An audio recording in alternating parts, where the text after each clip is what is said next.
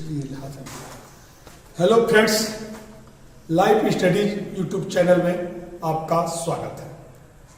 Friends, आज हम लोग लेखपाल हिंदी के सिलेबस पर डिस्कशन करेंगे। आप लोग यूपी लेखपाल की वैकेंसी आने वाली है और आप लोग इसकी तैयारी में अभी जुट गए होंगे, तो इसलिए हम हिंदी आप लोग को पढ़ाएंगे। तो हिंदी पढ़ाएंगे तो इसका हम सिलेबस आप लोग को आज डिस्कशन करेंगे। जैसा कि आप लोगों को पता होगा कि लेखपाल में 4 टॉपिक्स रहेंगे। एक आपका मैथ रहेगा, हिंदी रहेगा, जीएस रहेगा और ग्रामीण परिवेश से रहेगा। सभी पोर्शन से 25-25 क्वेश्चंस पूछे जाएंगे। तो हिंदी का सिलेबस तो लेखपाल में बहुत ही कम है, लेकिन नंबर के दृष्टि से देखा जाए तो यह बेहद महत्वपूर्ण टॉपिक है, क्योंकि बहुत कम सिलेबस है और इसमें उतना ही नंबर रहेगा जितना पूरा आप जीएस पढ़ेंगे, ग्रामीण परिवेश पढ़ेंगे, मैथ पढ़ेंगे, उतना ही नंबर इसका रहेगा। लेकिन इसमें मेहनत आप लोग को बहुत ही कम करना पड़ेगा। आप देख रहे हैं कि हिंदी में कुल 14 टॉपिक है और 14 टॉपिक से 25 क्वेश्चन आएगा। यानी अगर एवरेज देखा जाए तो हर टॉपिक से 2 क्वेश्चन लगभग पूछे जाएंगे। इसलिए हर टॉपिक इसका लेखपाल में इंपॉर्टेंट है, क्योंकि सभी टॉपिकों से क्वेश्चंस इसे बनाए जाते रहे हैं। इसमें फ्रेंड्स हम जिक्र करें तो पहला टॉपिक हम लोग का है वर्णमाला। वर्णमाला में आता है स्वर और व्यंजन। स्वर क्या है, व्यंजन क्या है, स्वर में भी ह्रस्व या मूल स्वर कौन है, दीर्घ या संधि स्वर कौन है, प्लुत स्वर कौन है, इससे क्वेश्चंस बनाए जाते हैं। इसी तरह व्यंजन से भी क्वेश्चंस बनते हैं। व्यंजन में कवर क्या है, चवर क्या है, टवर क्या है, तवर क्या है, पवर क्या है, या स्पर्श व्यंजन क्या है, उष्ण व्यंजन क्या है, या इसी तरह मूर्धन्य ध्वनि क्या है, तालव्य ध्वनि क्या है, या इस तरह 5 स्पर्श व्यंजन के कहां से उच्चारण स्थल से ये वर्ण निकलते, इससे क्वेश्चंस बनाए जाते हैं। अल्प प्राण ध्वनि क्या है, महाप्राण ध्वनि क्या है, इन सभी टॉपिकों से, सभी चीजों से वर्णमाला में क्वेश्चन पढ़ाए जाते हैं। तो पहला आप लोग का टॉपिक है वर्णमाला। फिर आप लोग को पढ़ाया जाएगा समास। समास हिंदी का बहुत ही महत्वपूर्ण टॉपिक है। समास से ये मान कर चलिए कि 2 से 3 क्वेश्चन जरूर आएंगे। और समास वैसे तो आप लोग बचपन से ही पढ़ते आ रहे होंगे, लेकिन हम आप लोग को समास पढ़ाएंगे कविता के माध्यम से। 4 लाइन की कविता बताएंगे और उसके माध्यम से हम आप लोग को समास पढ़ाएंगे। और एक बार आप हमसे समास पढ़ लेंगे, फिर जीवन में कभी समास आपका नहीं भूलेगा। तो अगला टॉपिक रहेगा समास। समास के बाद संधि पूछा जाता है। वैसे तो हिंदी में लोग बताते हैं कि सबसे डिफिकल्ट पोर्शन बच्चे संधि को मानते हैं, क्योंकि इसमें स्वर संधि है, व्यंजन संधि है, विसर्ग संधि है और लड़के कंफ्यूज हो जाते हैं। तो लेकिन हम जब एक बार आप लोग को संधि पढ़ाएंगे तो आप लोग देखेंगे बड़े आसानी से, अगर आपको स्वर और व्यंजन यानी वर्णमाला याद है तो संधि बहुत ही आसानी से, बहुत ही रोचक तरीके से आपको मैं संधि पढ़ाऊंगा। और फिर संधि से दोबारा कभी क्वेश्चन गलत होगा ही नहीं। फिर आपका अलंकार। अलंकार तो इसे आप लोग बचपन से ही, क्लास 6 से, अब तो क्लास 3-4 से ही अलंकार पढ़ाया जा रहा है। तो अलंकार है। अलंकार में आपका शब्दालंकार है, अर्थालंकार है। शब्दालंकार में कौन कौन अलंकार होते हैं, अर्थालंकार में कौन कौन से अलंकार होते हैं, इन सभी चीजों का इसमें डिस्कशन हम लोग करेंगे। फिर आप लोग का अगला टॉपिक होगा रस। रस, जिसको काव्य का आत्मा कहा जाता है, इसमें आप लोग को रस के बारे में पूछा जाता है। विभाव, अनुभाव, संचारी भाव, व्यभिचारी भाव, इसके बारे में पूछा जाता है। या इन सभी रसों का अस्थाई भाव पूछा जाता है, या रसों में कविता दे देता है और पूछता है या किस रस से संबंधित कविता है।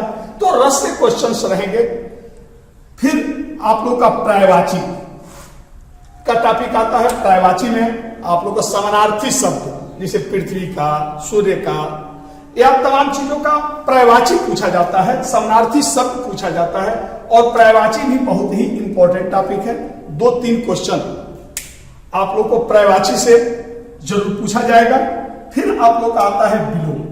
विलोम का अर्थ होता है मतलब होता है उल्टा, यानी विपरीत। इसको विपरीतार्थक शब्द भी कहा जाता है। तो विलोम से क्वेश्चंस रहेंगे और एक क्वेश्चन तो विलोम से पूछा ही जाता है। फिर आप लोग का आता है तद्भव एवं तत्सम। तद्भव तत्सम भी हिंदी का बहुत इंपॉर्टेंट टॉपिक माना जाता है और 2 से 3 क्वेश्चन आपके तद्भव तत्सम से हर एग्जामों में आता है। लेखपाल में भी 2 से 3 क्वेश्चन तद्भव और तत्सम शब्द से पूछे जाएंगे। तद्भव का मतलब होता है तद्भव, ये 2 शब्दों से बना है। तद का मतलब होता है उससे, अभव का मतलब होता है उत्पन्न, यानी संस्कृत के शब्दों से जो शब्द बने हुए हैं, निकले हुए हैं, उसको तद्भव कहा जाता है। और तत्सम यानी तत् और सम शब्द से तत्सम बना है। तत् का अर्थ उसके, असम का अर्थ है समान, यानी जो शब्द संस्कृत के वे शब्द जो हुबहू हिंदी में प्रयुक्त होते हैं उसको तत्सम कहा जाता है। तो तद्भव और तत्सम से जरूर क्वेश्चन पूछा जाएगा। और जब एक बार मैं आप लोगों को तद्भव और तत्सम पढ़ा देंगे तो लगेगा कि बहुत ही आसान टॉपिक है। फिर लोकोक्तियां एवं मुहावरा, अगला टॉपिक है लोकोक्तियां मुहावरा। यह भी हिंदी का बहुत इंपॉर्टेंट टॉपिक है, लोकोक्तियां एवं मुहावरा। बचपन से ही अपने भाषा को रोचक बनाने के लिए लोग लोकोक्तियां और मुहावरे का प्रयोग करते हैं। तो बचपन से ही आप लोग लोकोक्तियां और मुहावरे सुनते आए होंगे। इसमें लोकोक्तियां और मुहावरा दे देता है और ये बोलता है कि इसका अर्थ क्या हुआ, जैसे अदगल गगरी छलकत जाए, इस तरह तमाम सारे मुहावरे हैं। तो लोकोक्तियां और मुहावरे पूछा जाता है, इनका अर्थ आता है। तो इसको भी हम आप लोगों को डिस्कशन करेंगे। वाक्यांशों के लिए एक शब्द, यानी इसको हम कह सकते हैं कि अनेक शब्दों का एक शब्द, यह भी इंपॉर्टेंट टॉपिक है। तो इससे अनेक शब्दों के लिए एक शब्द, इसको भी हम आप लोगों को पढ़ाएंगे। और जब ये पढ़ा देंगे तो ये बहुत ही आसान, मतलब समझ जाएंगे तो तुरंत आप लोग एक शब्द निकाल लेंगे। और तो ये भी हम पढ़ाएंगे। फिर आपको वाक्य में संशोधन, वाक्य दे देता है, उसमें जैसे लिंग दोष, वचन दोष, कारक दोष, काल दोष के वाक्य रहेगा और आपको शुद्ध उसको शब्द वाक्य को छांटना है। तो इसमें वाक्य संशोधन में लिंग दोष पूछा जाता है। तो लिंग के बारे में बताया जाएगा। पुल्लिंग क्या है, हिंदी में 2 ही लिंग होते हैं, पुल्लिंग और स्त्रीलिंग। तो कौन से शब्द, कौन संज्ञा पुल्लिंग है, कौन संज्ञा स्त्रीलिंग है, तो इसको भी हम पढ़ाएंगे। हालांकि हिंदी में लिंग का कोई बहुत सामान्य नियम नहीं है, लेकिन कुछ ऐसे नियम है जिसके आधार पर सामान्यतः हम लिंग का निर्धारण करते हैं, जेंडर का निर्धारण करते हैं। तो हम जब पढ़ा देंगे पुल्लिंग क्या होता है, स्त्रीलिंग क्या होता है, कौन से शब्द पुल्लिंग में आते हैं, कौन से शब्द स्त्रीलिंग में आते हैं, तो बहुत आसान हो जाएगा। तो अब लिंग से संबंधित जो भी वाक्य अगर अशुद्ध है तो वह आप लोग तुरंत उसको सही कर लेंगे। फिर वचन, वचन में हिंदी में वचन 2 प्रकार के होते हैं, एक वचन और बहुवचन। तो इसको भी हम इसी तरह कारक या काल, वर्तमान काल, भूतकाल, भविष्य काल इसमें आता है। तो इससे संबंधित वाक्य में दोष रहता है और गलत अशुद्धियां रहती हैं। उसमें से जो भी दोष है, अगर इन सबों के बारे में आप पढ़ लेंगे तो बड़े आसानी से वाक्य में सही वाक्य छांटना आप लोग जान जाएंगे। तो इसको भी पढ़ाया जाएगा। फिर वर्तनी, यानी हम लोग बोलते हैं तो बहुत सारे शब्द ऐसे होते हैं कि हम लोग गलत बोल देते हैं, उच्चारणगत दोष जिसको कहा जाता है।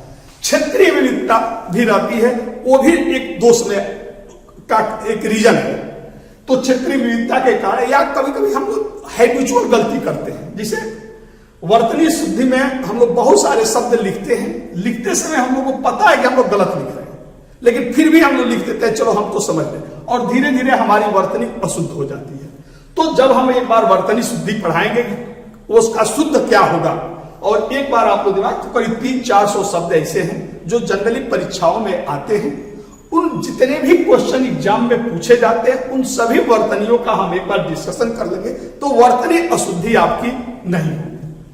फिर त्रुटि से संबंधित क्वेश्चंस भी पूछे जाएंगे। त्रुटि से संबंधित प्रश्न आता है, यानी तमाम वर्तनी त्रुटि है या तमाम तरह की त्रुटियां हैं और उसको आपको शुद्ध करना होता है। तो जब हम लोग पूरा व्याकरण पढ़ेंगे तो यह टॉपिक भी आपको बड़े आसानी से आप लोग इसको क्वेश्चन कर जाएंगे। फिर अनेकार्थी शब्द, यानी एक शब्द देगा उसके अनेक अर्थ निकलते हैं, तो उसको भी हम आप लोग पढ़ाएंगे। तो फ्रेंड्स ये 14 टॉपिक है।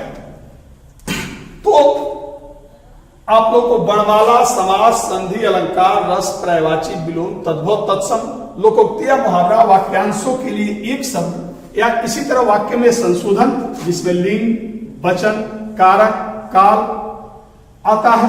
फिर वर्तनी, फिर त्रुटि से संबंधित अगला टॉपिक है, और लास्ट टॉपिक है अनेकार्थी शब्द। इन सभी पर हम लोग आपके सामने डिस्कशन करेंगे। और जब एक बार आप लोग लेखपाल में हमसे पढ़ लेंगे तो लेखपाल में कहीं क्वेश्चन गलत नहीं होगा। और सबसे बड़ी चीज है कि लेखपाल में हिंदी का सिलेबस बहुत ही कम है, मात्र 14 टॉपिक है। अगर थोड़ा सा आप लोग ध्यान दे देंगे तो 14 घंटा पढ़ लेंगे हमसे, तो फिर हिंदी में 25 क्वेश्चन जो लेखपाल का आएगा वह कोई भी क्वेश्चन गलत नहीं होगा। तो हाँ, तो धन्यवाद मित्र। इसी क्रम में हम आप लोग को हिंदी पढ़ाएंगे और एक एक टॉपिक हम लोग पढ़ाएंगे। फिर आप लोग वीडियो देखेंगे, बड़ी आसानी से आप लोग को समझ में आ जाएगा। और अगर वीडियो हमारी अच्छा लगेगा तो इसको लाइक जरूर करिएगा, बेल आइकन को भी दबाइएगा, ताकि आप लोग को जो भी वीडियो हम लोग डालें वो अग्रिम सूचना आप लोग को मिल जाए। और सब्सक्राइब भी करते रहिएगा, ताकि और साथ में अपने जितने भी फ्रेंड्स आपके होंगे उनको भी इसके बारे में लिंक शेयर करिएगा, उनको भी जानकारी दीजिएगा, ताकि वो लोग भी लाभान्वित हो सके। ओके।